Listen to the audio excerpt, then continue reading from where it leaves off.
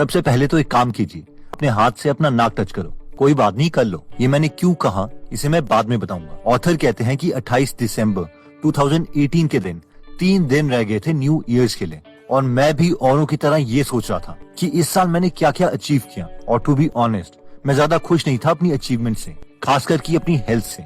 मैं कोई भी न्यू ईयर रेजोल्यूशन नहीं लेना चाहता था, क्योंकि मैं इन्हें कभी कंप्लीट कर ही नहीं पाया था। फिर एक टर्निंग पॉइंट मेरी लाइफ में आया जब मैंने खुद से प्रॉमिस किया कि मैं जो भी हो जाए मैं हर रोज पुशअप्स करूंगा। 100 नहीं, 10 नहीं, सिर्फ 1 पुशअप, लेकिन हर रोज। जब मैंने पहले दिन पुशअप करना स्टार्ट किया तो मैंने 1-2 के बजाय 20 से 30 पुशअप्स कर लिए, क्योंकि मैं उस पोजीशन पर ऑलरेडी था, और 30 मिनट तक एक्सरसाइज करता रहा। ये सिलसिला काफी दिनों तक चला। मैंने देखा कि जब भी मैं बड़ा टारगेट रखता हूँ तो उसे मैं स्टार्ट भी नहीं कर पाता, लेकिन छोटे टारगेट्स मुझसे हमेशा कंप्लीट हो जाते थे। मैंने अपने ब्लॉग में एक आर्टिकल भी लिखा था, 1 पुशअप चैलेंज, और ये बहुत फेमस हुआ। काफी लोगों ने उस चैलेंज को एक्सेप्ट किया और एक हेल्दी लाइफस्टाइल की तरफ अपनी जर्नी स्टार्ट की। और यहीं से मेरी रिसर्च स्टार्ट हुई, जिससे मैंने ये बुक भी लिखी, मिनी हैबिट्स, स्मॉल हैबिट्स, बिगर रिजल्ट्स। अब कई लोग सोचेंगे कि यार मेरे तो इतने बड़े गोल्स हैं और इतने छोटे एक्शन से तो हो बैठा कुछ।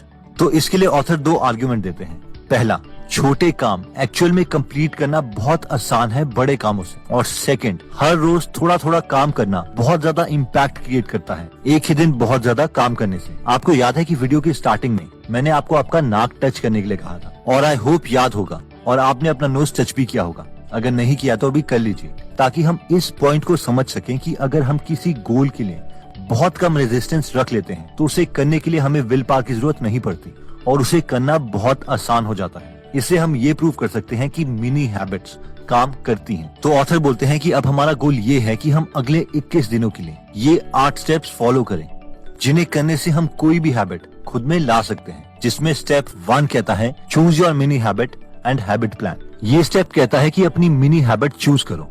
कोई ऐसी हैबिट चूज करो जो हमारी लाइफ में एक इम्पैक्ट क्रिएट कर सके।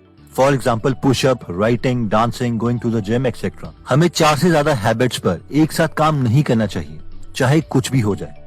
हम हाइब्रिड हैबिट्स को भी चूज कर सकते हैं, जैसे कि मैं हर रोज जिम जाऊंगा या एक सॉन्ग पर डांस करूंगा। मैं हर रोज एक पुशअप करूंगा या फिर मैं जिम जाऊंगा। मैं जिम जाऊंगा या फिर मैं जॉगिंग करूंगा।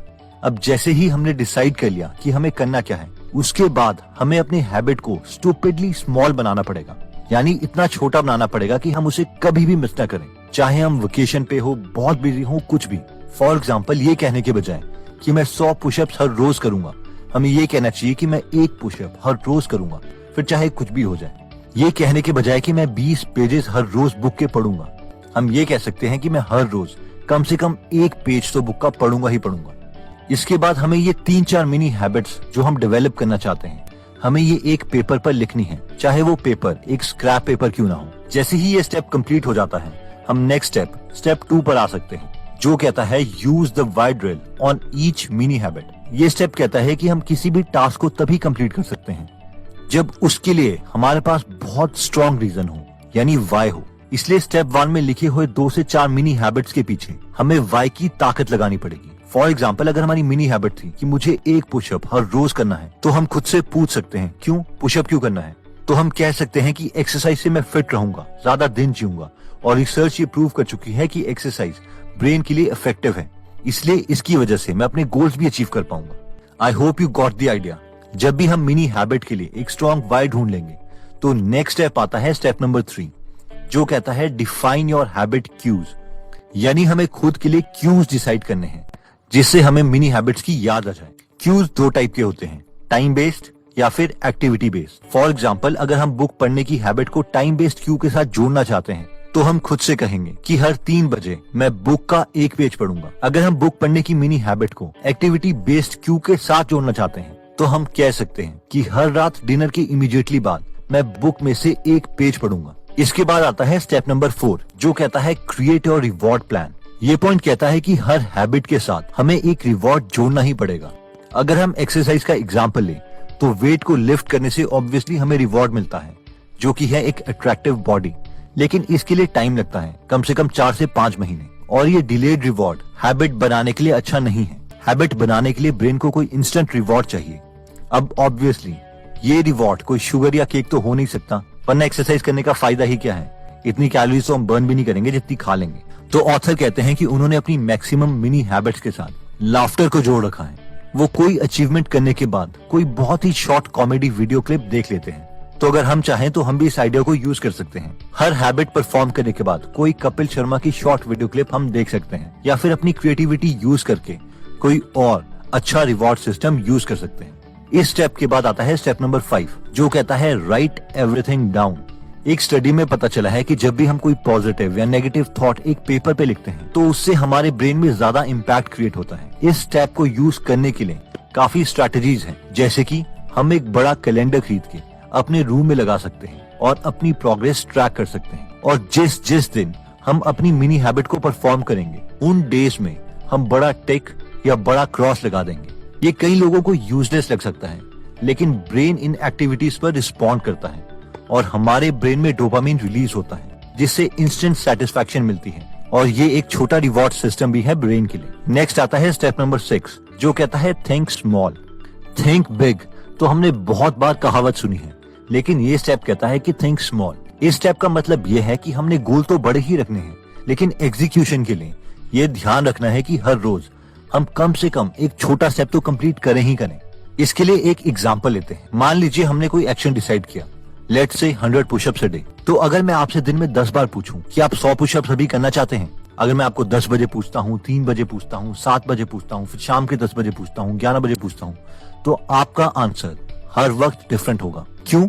आपका आंसर हर वक्त डिफरेंट इसलिए होगा क्योंकि हमारी विल पावर दिन में कई बार चेंज होती है। हर बार हमारा ब्रेन हमारी बची हुई विल पावर को टास्क के साथ कंपेयर करता है। जिस वक्त टास्क को करने की रेजिस्टेंस विल पावर से ज्यादा हो जाती है, उस वक्त हम उस टास्क को करते ही नहीं है। और इसका एक ही सोल्यूशन है, थिंक स्मॉल, एक्सट्रीमली स्मॉल। इसलिए 100 पुशअप्स पर डे सोचने के बजाय ये अच्छा होगा कि हम एक पुशअप कम से कम रोज करें तो सही। नेक्स्ट स्टेप आता है स्टेप नंबर 7, जो कहता है meet your schedule and drop high expectations. ये पॉइंट कहता है कि हमारा ब्रेन हमारी सेल्फ इमेज हमारे एक्शंस को लेके बनाता है, ना कि इंटेंशंस को। यानी हम हमारी नजरों में कैसे हैं वो डिसाइड होगा कि हमने एक्चुअल में क्या एक्शन लिए हैं। ये सोचना कि मुझे तो 3000 वर्ड लिखने हैं हर रोज ताकि मैं 8 दिनों में 48,000 वर्ड्स का एक नॉवल पब्लिश कर सकूं। इससे बेटर ये होगा कि हम हर रोज 50 वर्ड्स ही एक्चुअल में लिखें ताकि हम 1-1.5 साल में अपना नॉवल पब्लिश कर सकें। और फाइनली आता है स्टेप नंबर 8, जो कहता है watch your sign off habits. ये स्टेप कहता है कि इससे पहले हम नए हैबिट्स पर काम करें, हमें ये श्योर करना पड़ेगा कि पुराना बिहेवियर हमारा हैबिट्स में कन्वर्ट हो चुका है, वरना ये चीज काम ही नहीं करेगी। तो अब सवाल आता है कि हमें कैसे पता चलेगा कि हमारा कोई बिहेवियर एक्चुअल में हैबिट में कन्वर्ट हो चुका है। तो ऑथर बोलते हैं कि एक हैबिट के 6 साइंस हमें देखने पड़ेंगे, और ये हैं 1.